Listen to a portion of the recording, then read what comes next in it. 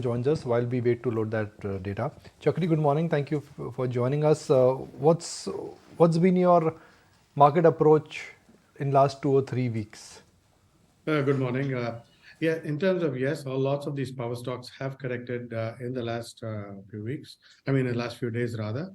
And individual stocks are down a good 10-20%.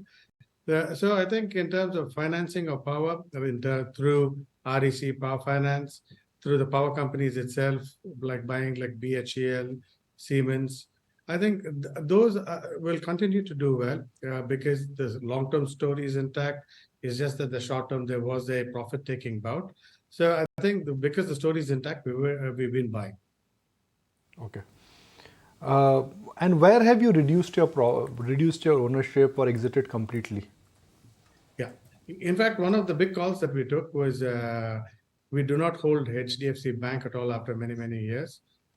Simply because it's a great company, but the valuations are still kind of reflect some of the integration issues that the company has, which will continue to impact its margins for the good some time more to come. I think that and in general, so banks we don't own as much, but NBFCs we're making up for that weight through NBFCs. Hi, morning. The Mamar parent, Honasa, the IPO opens today. Any view here? Yeah, I think it's a great company with a great franchise and a great brand recall. I think those are the very important factors for a consumer company. And against this backdrop, their model of expansion throughout the country has also been fairly disciplined. So irrespective of the valuation, I think we would be clearly subscribing to the IPO. Okay.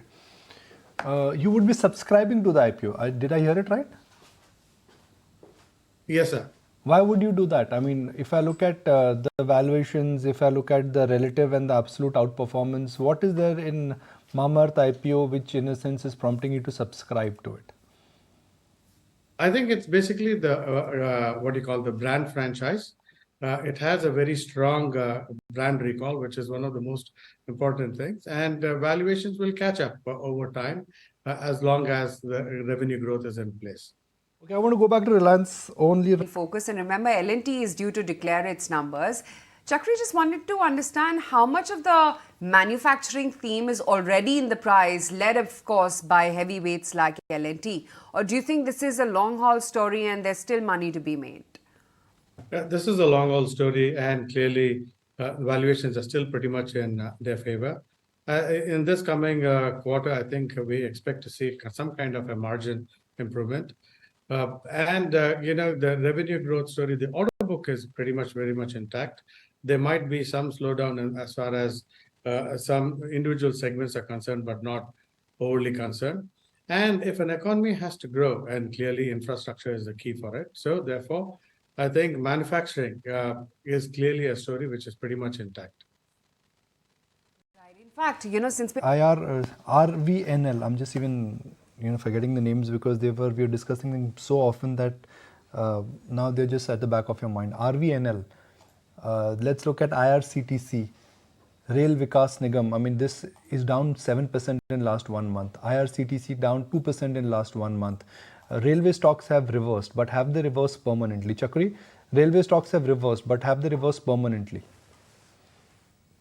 Look at companies like Tatagar Wagons or Jupiter. These companies are benefiting, one, from the Indian Railways itself going through a major rehaul, and second, from the metro, and three, in terms of the ancillary that they are getting into the whole value chain.